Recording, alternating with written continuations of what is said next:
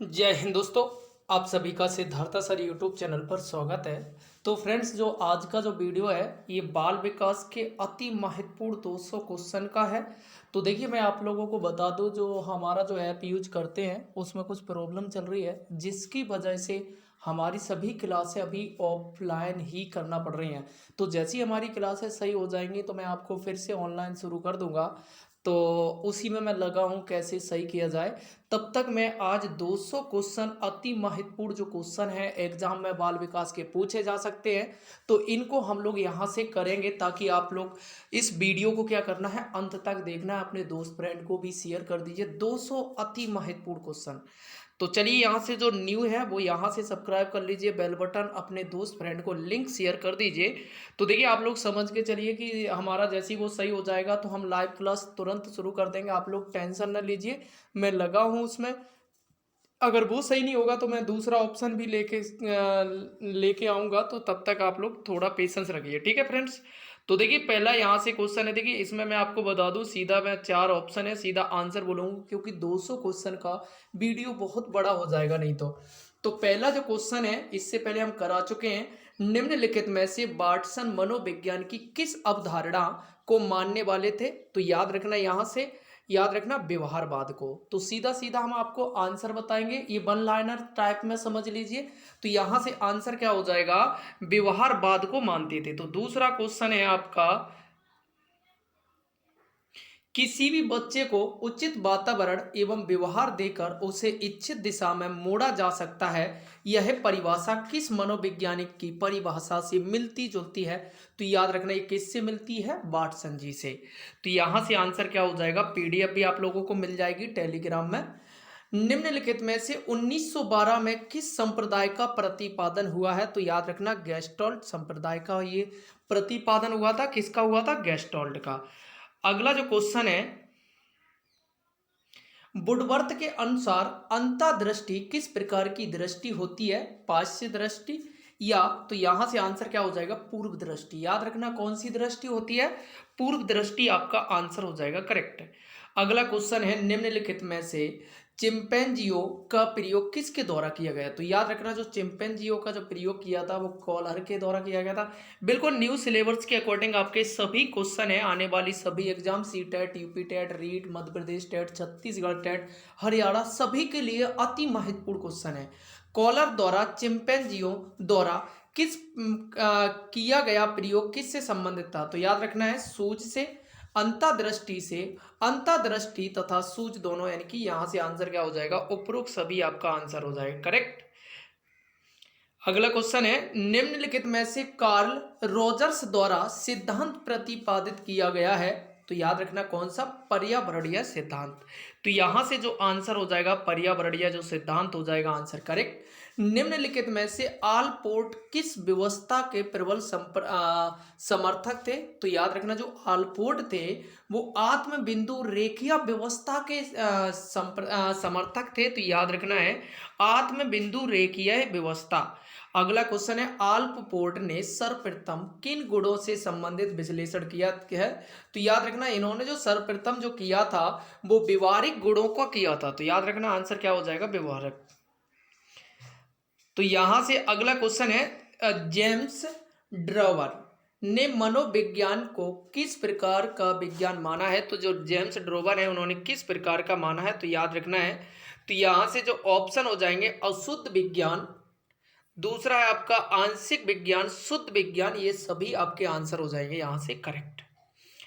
अगला जो क्वेश्चन है, बालक के विकास का अध्ययन हमें यह जानने योग्य बनाता है कि क्या पढ़ाएं और कैसे पढ़ाएं, यह कथन किस मनोवैज्ञानिक का है?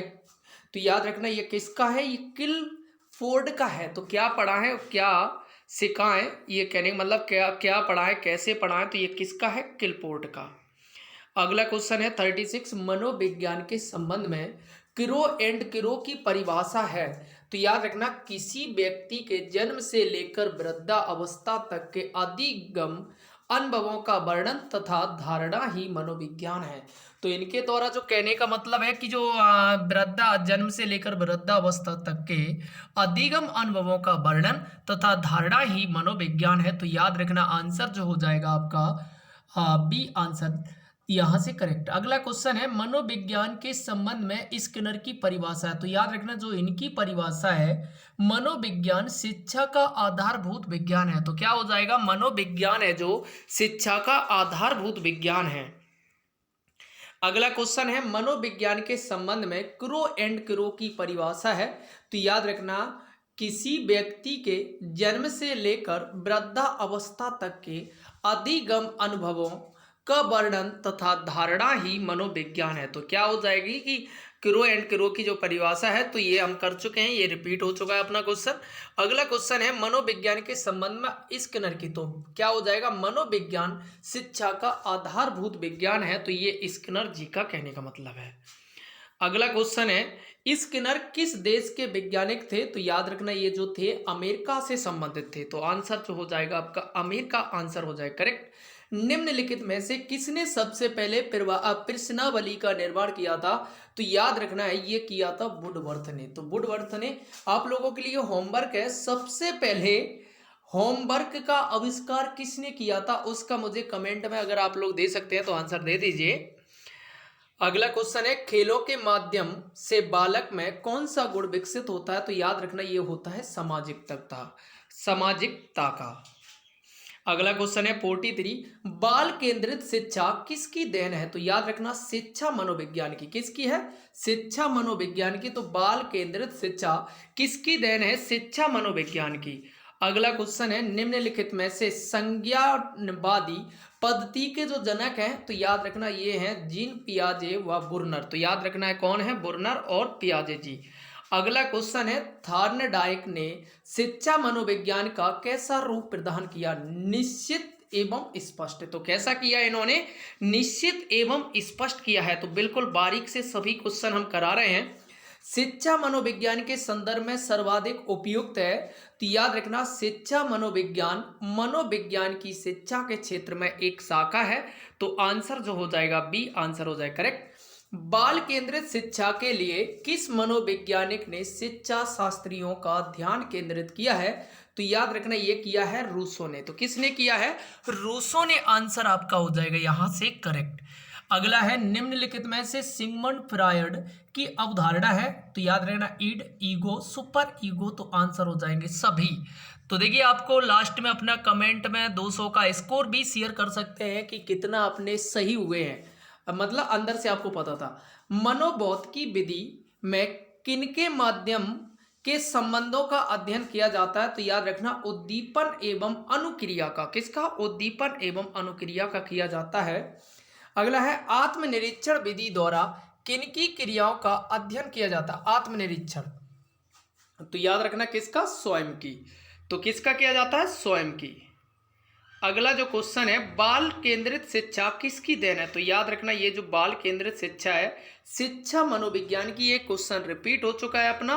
अगला क्वेश्चन है शिक्षा के संकुचित अर्थ में शिक्षा प्रदान की जाती है। तो याद रखना शिक्षा के संकुचित अर्थ में शिक्षा जो प्रदान की जाती है वो निश्चित स्थान पर, किस पर की जाती है, निश्चित स्थान पर। अगला क्वेश्चन है बालकों की रुचि, शारीरिक मानसिक योग्यता तथा विभिन्नताओं का ध्यान किस प्रकार के शिक्षण में रखा जाता है। तो याद रखना मनोवैज्ञानिक शिक्षण में। तो देखिए ये सभी क्वेश्चन वन लाइनर टाइप के हैं, सीधे आपको आंसर, क्योंकि नहीं तो वीडियो बहुत बड़ा हो जाता। अगला है निम्नलिखित में से लंबात्मक विधि का अध्ययन किसने किया था। कार्ल सी गैरिसन ने। अगर आपको ऐसा लगता है कि ऐसे क्वेश्चन नहीं लाइए अगले वीडियो में, तो आप लोग मुझे कमेंट करके बता दीजिए, तो मैं ऐसे क्वेश्चन नहीं लाऊंगा। वैसे इसमें क्या टाइम बच रहा है, अपन ज़्यादा से ज़्यादा क्वेश्चन कर पा रहे हैं ऑफलाइन। निम्नलिखित में से मनोविज्ञान को मन का विज्ञान किसने कहा। तो याद रखना ये किसने कहा था, अरस्तु जी ने।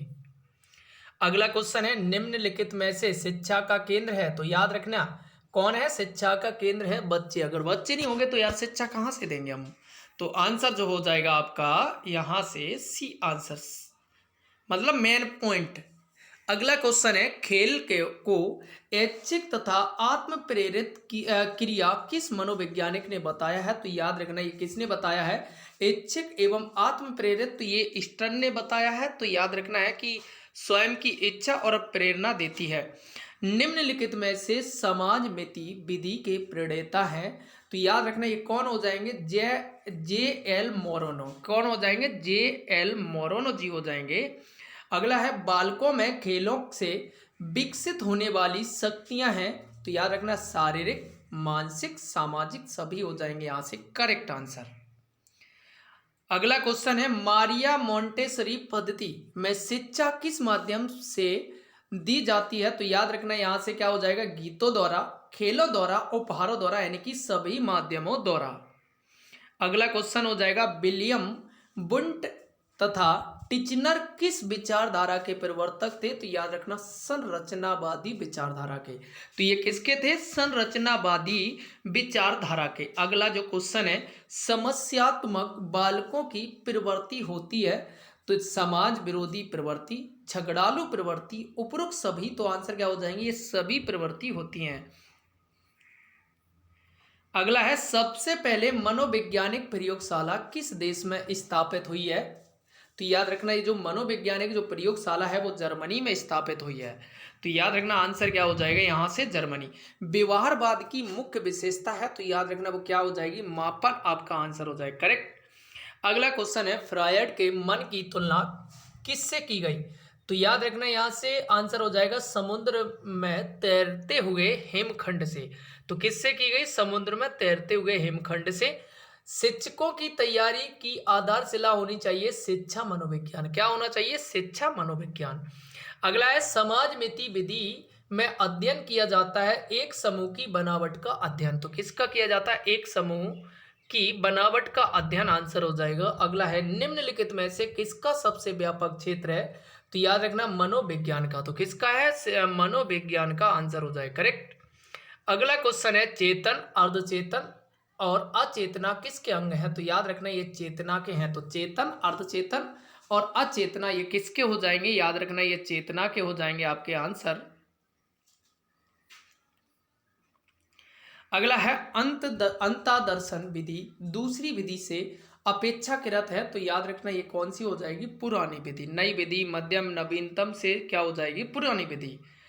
अगला है निम्नलिखित में से विलियम बुंट ने मनोवैज्ञानिक को बताया, क्या बताया है, चेतना का विज्ञान। जो विलियम बुंट थे इन्होंने जो मनोविज्ञान को जो बताया वो चेतना का विज्ञान बताया। क्या बताया है, चेतना का विज्ञान। निम्नलिखित में से मिल्सबरी ने मनोविज्ञान को बताया, तो क्या बताया इन्होंने, तो मानव व्यवहार का विज्ञान। मिल्सबरी ने जो बताया है मानव व्यवहार का विज्ञान बताया है। तो ये अलग अलग अपने अपने थॉट थे, ये आपको रटने होंगे, एग्जाम में सबसे ज़्यादा परेशान करते हैं। विलियम बुंट किस प्रकार के मनोवैज्ञानिक के जनक माने जाते हैं, तो याद रखना है प्रयोगात्मक मनोविज्ञान के। किसके, प्रयोगात्मक मनोविज्ञान के।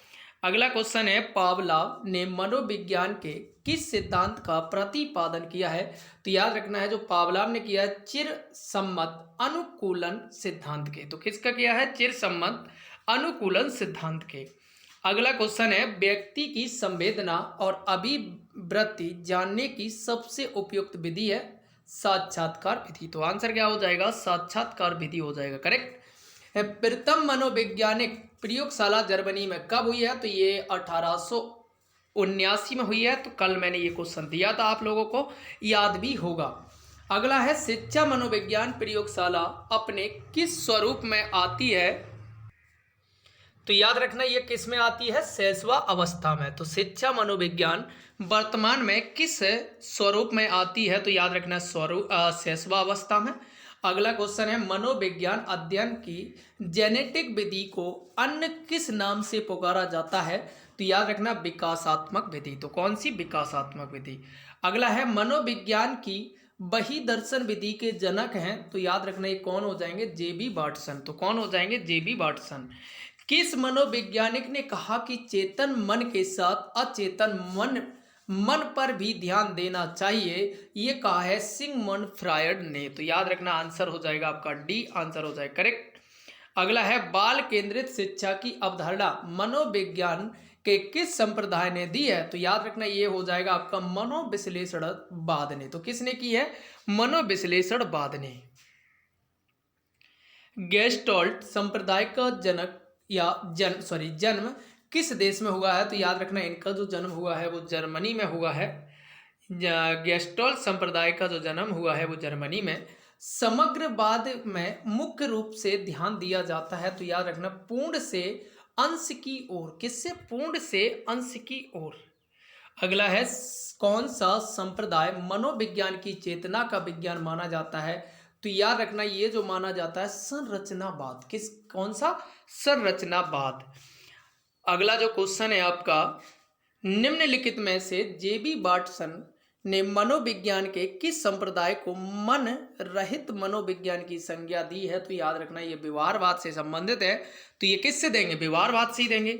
अगला क्वेश्चन है प्रबलन का सिद्धांत किसने प्रतिपादित किया? तो याद रखना ये किसने किया है? स्किनर जी ने। अगला है स्थानीय इतिहास के लिए सबसे अधिक उपयोगी शिक्षण विधि है? तो याद रखना क्षेत्रीय भ्रमण विधि। कौन सी हो जाएगी सबसे बेस्ट? जो हो जाएगी क्षेत्रीय भ्रमण विधि। सामाजिक अध्ययन का सबसे अधिक महत्व किसमें होता है? तो याद रखना सामाजिक मूल्यों के विकास में। और देखिए इस तरीके के अगर आप वीडियो जब तक अपना वो सही नहीं होता है तो आप चाहते हैं तो कमेंट में जरूर लिख देना कि यस सर और लाइए बड़े बड़े वीडियो ऐसे। प्रजातांत्रिक मूल्यों एवं सिद्धांतों का अनुसरण कुंडी विधि करती है, तो ये कौन सी हो जाएगी? वाद विवाद विधि। तो कौन सी हो जाएगी? वाद विवाद विधि।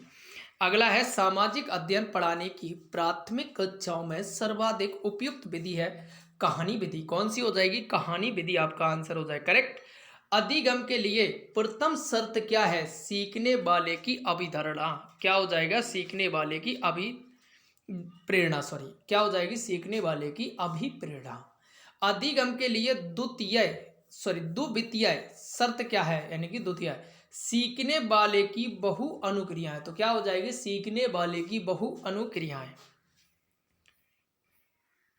अगला क्वेश्चन है अधिगम के लिए तृतीय शर्त क्या है? तो सीखने वाले को पुनर्बलन।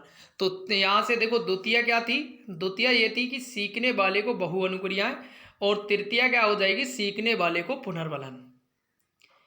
अधिगम के लिए चतुर्थ शर्त क्या है? तो याद रखना सीखने वाले का अभ्यास। सीखने वाले का अभ्यास। ये सभी क्वेश्चन आपको बिल्कुल बारीकी से हम करा रहे हैं।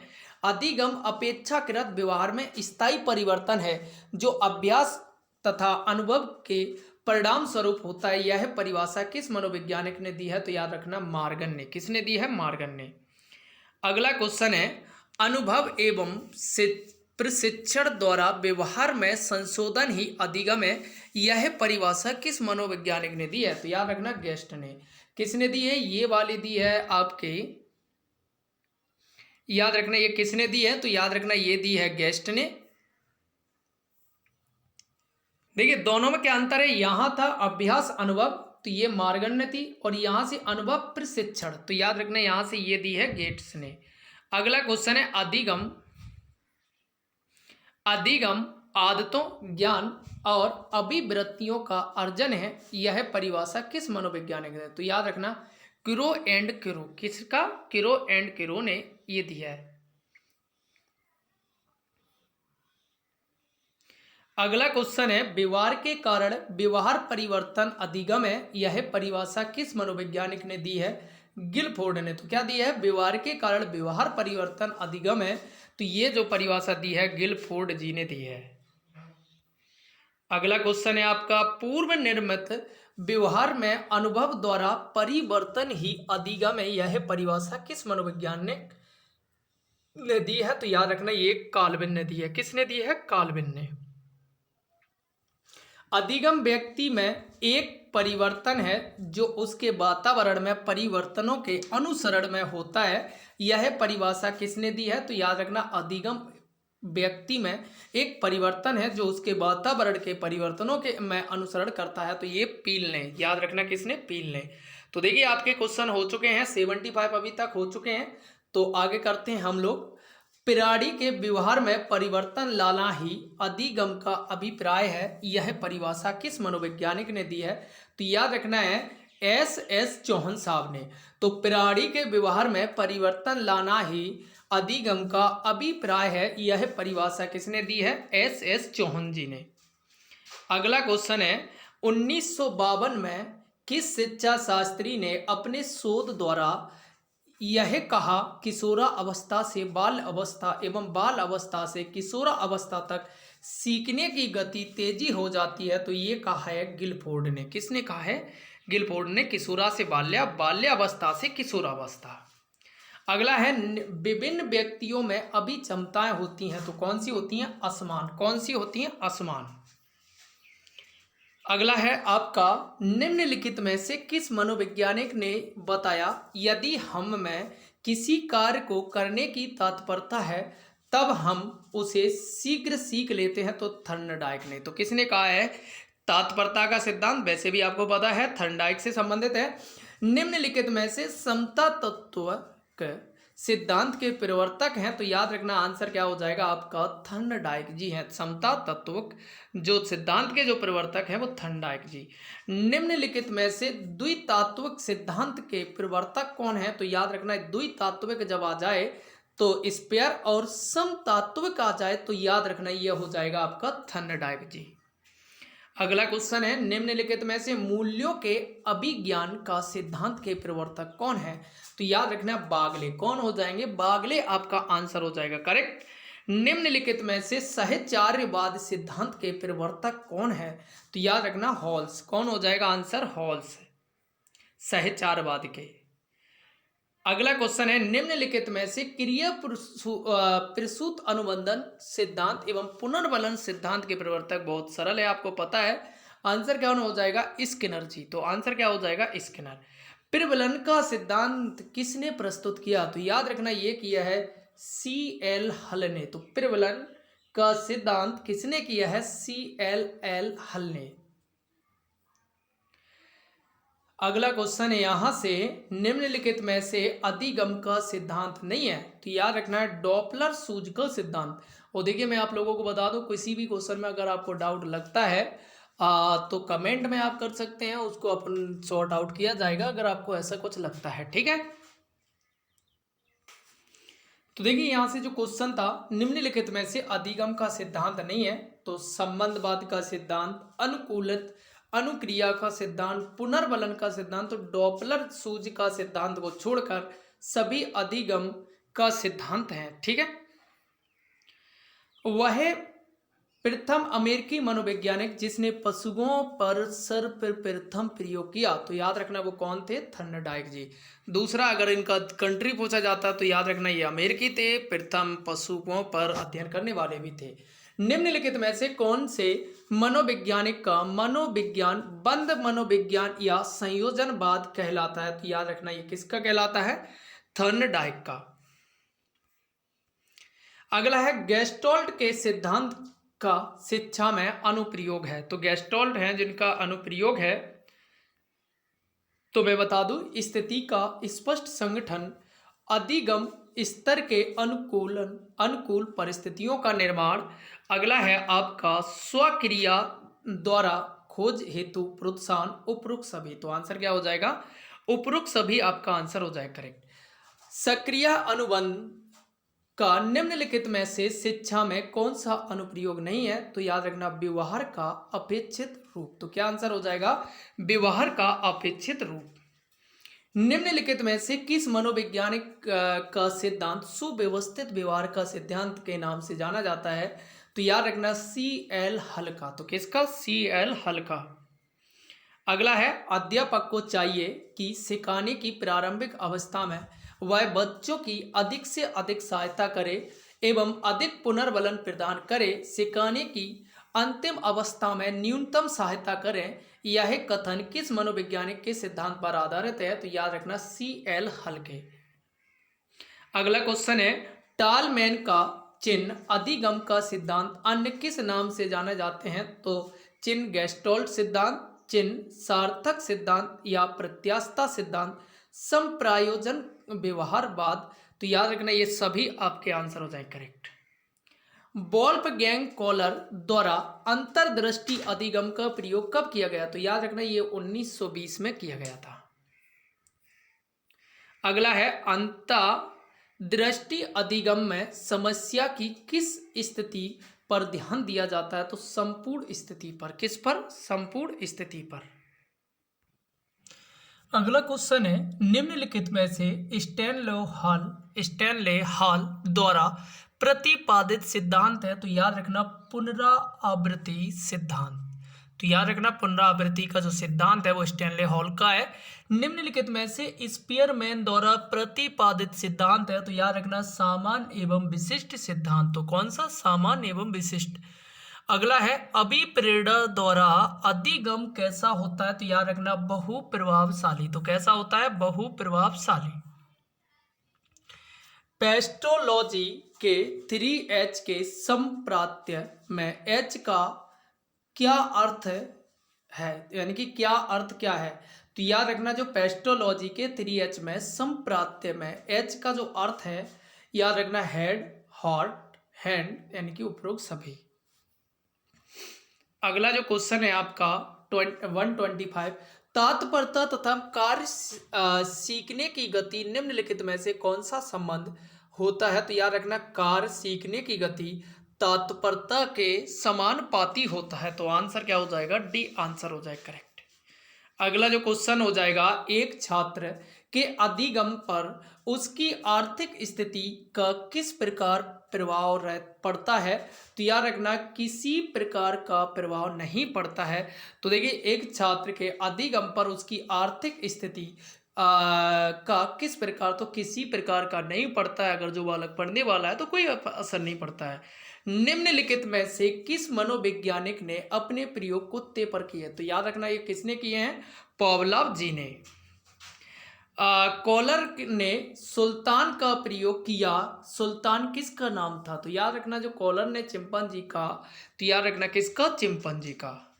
अगला है, काम प्रवृत्ति पर सबसे अधिक बल किस मनोवैज्ञानिक ने दिया है? तो याद रखना सिगमंड फ्रायड ने। किसने दिया है? सिगमंड फ्रायड ने। तात्पर्यता का नियम निम्नलिखित में से किस प्रकार का नियम है? मुख्य नियम है, और आपको कमेंट में बताना ये किस मनोवैज्ञानिक का है। अगला है, थर्नडाइक के अधिगम नियम में सर्वाधिक प्रधानता किसको है? तो याद रखना ये किसको है? अभ्यास को। किसको है? अभ्यास को। अगला है, अधिगम का ठोस सिद्धांत किस मनोवैज्ञानिक द्वारा दिया गया है? तो याद रखना ये थर्नडाइक द्वारा दिया गया। किसके द्वारा? थर्नडाइक।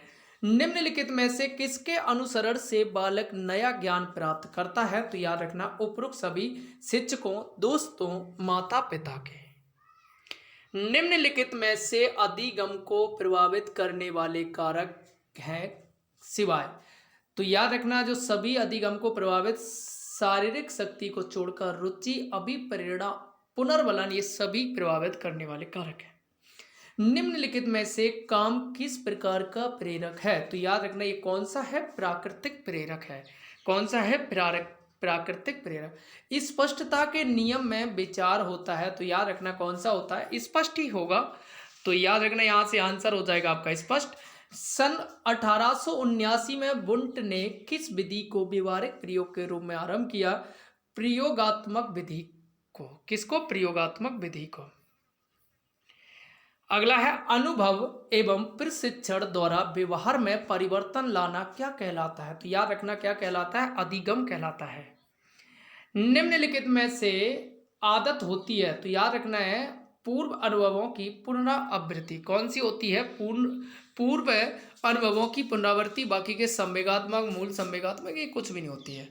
अगला है, ज्ञानात्मक अधिगम, गामक अधिगम, संवेदनात्मक अधिगम क्या है? याद रखना अधिगम के प्रकार है। तो किसके हैं? अधिगम के प्रकार।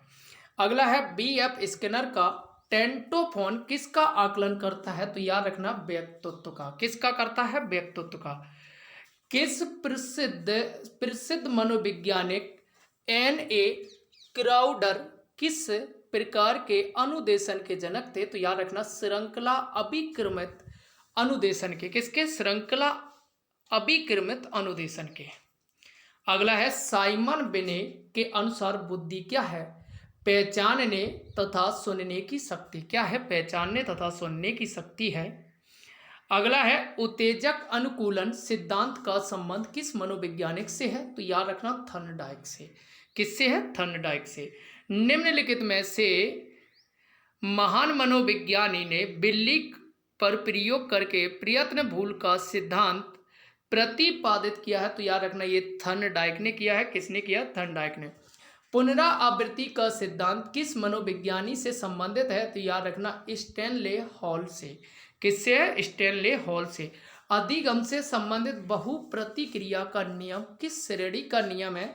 गौड़ नियम। कौन सा है? गौड़ नियम। निम्नलिखित में से कौन सी अधिगम की विधि है? तो याद रखना करके सीखना। कौन सी है? करके सीखना। अभिप्रेरणा तथा उद्देश्य सीखने की प्रक्रिया को क्या प्रदान करते हैं? प्रेरणा। क्या करते हैं? प्रेरणा।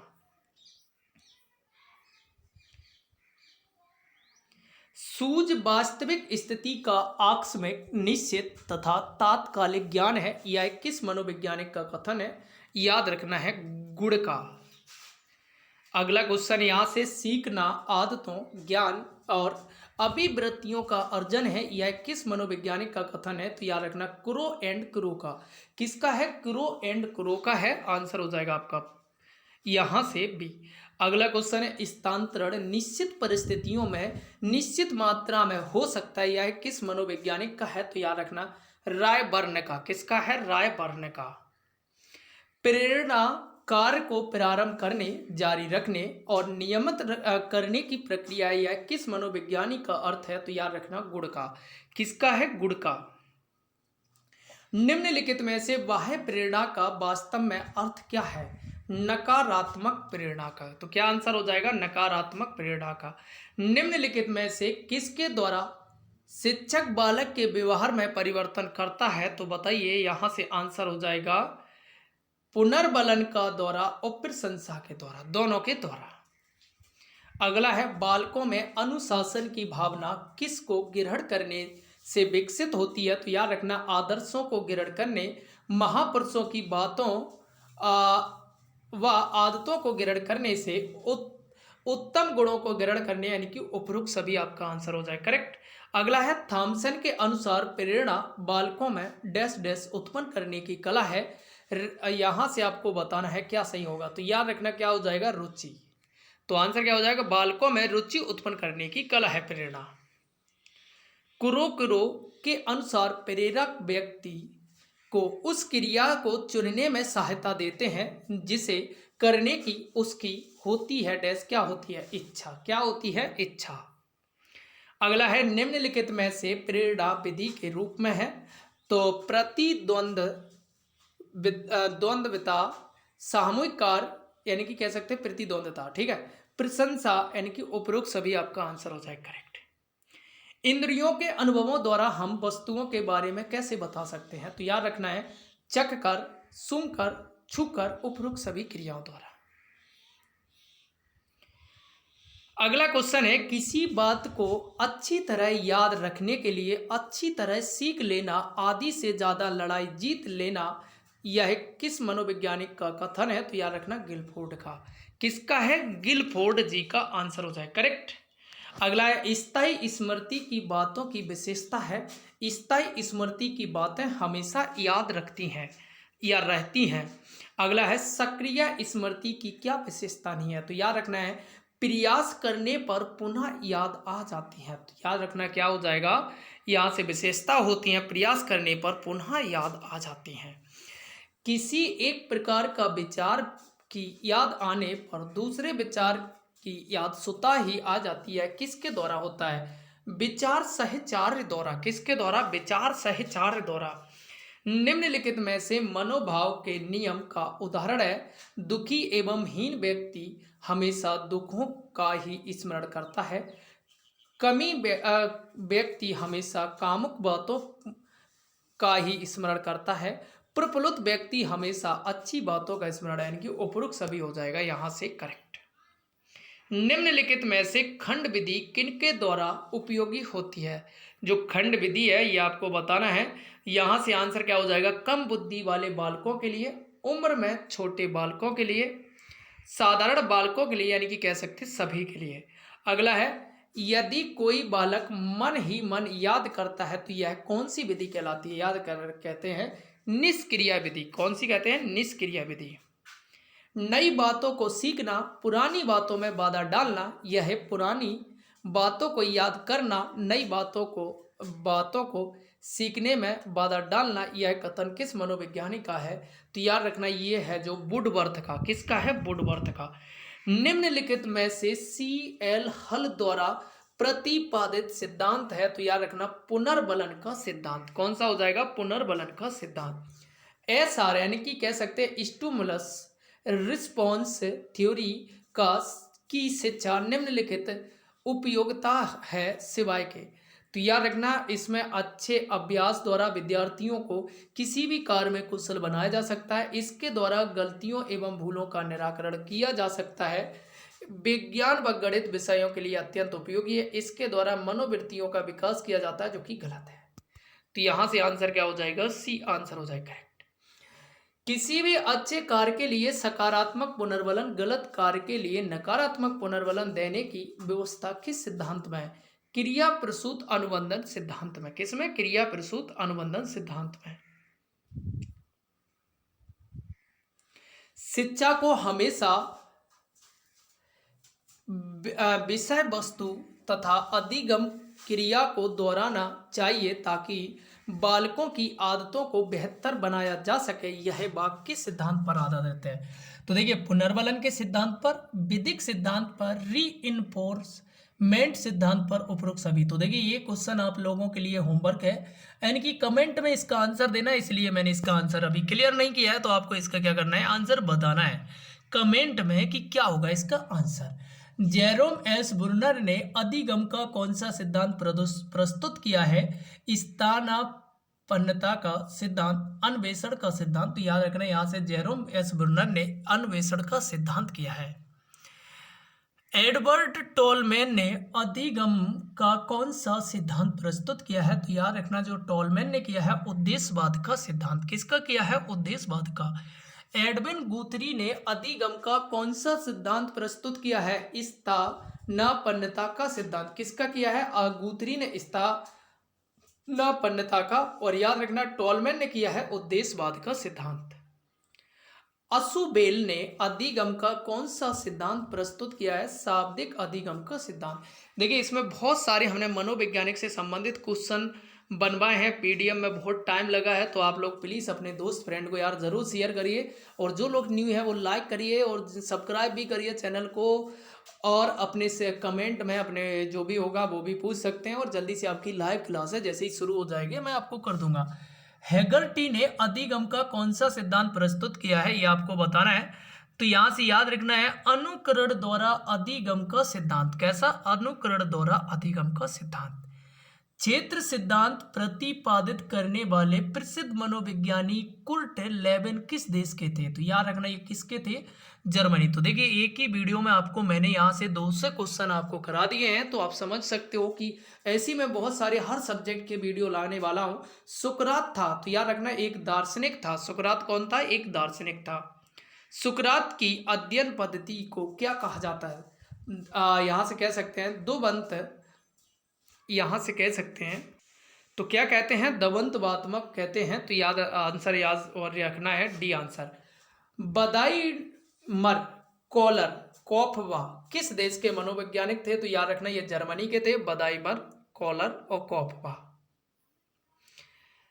स्याही के धब्बे वाला परीक्षण किसने किया था? तो याद रखना ये हरमन रोसा ने किया था। किसने? हरमन रोसा ने किया था। अगला है स्याही के धब्बे वाला परीक्षण प्रक्षेपण विधि का निर्माण हरमन रोसरा द्वारा कब किया गया था? तो याद रखना ये जो किया गया था 1921 में किया गया था। किस में किया गया था? 1921 में। स्याही के धब्बे वाला परीक्षण यानी कि प्रक्षेपण का निर्माण करने वाले मनोवैज्ञानिक हरमन रोसा किस देश के थे? तो याद रखना ये थे जो स्विट्जरलैंड के। बुद्धि लब्धि के संबंध में सबसे पहले विचार रखने वाला मनोवैज्ञानिक था। तो याद रखना ये टर्मन थे। कौन थे? टर्मन जी। बुद्धि लब्धि किसके मापन हेतु होती है? तो याद रखना मानसिक आयु अपॉन में, यानी कि नीचे देखो ऐसे होगी मानसिक आयु, नीचे होगी वास्तविक आयु, गुणा में अपना 100। तो ऑप्शन कौन सा बन जाता है? सी आंसर होता है करेक्ट।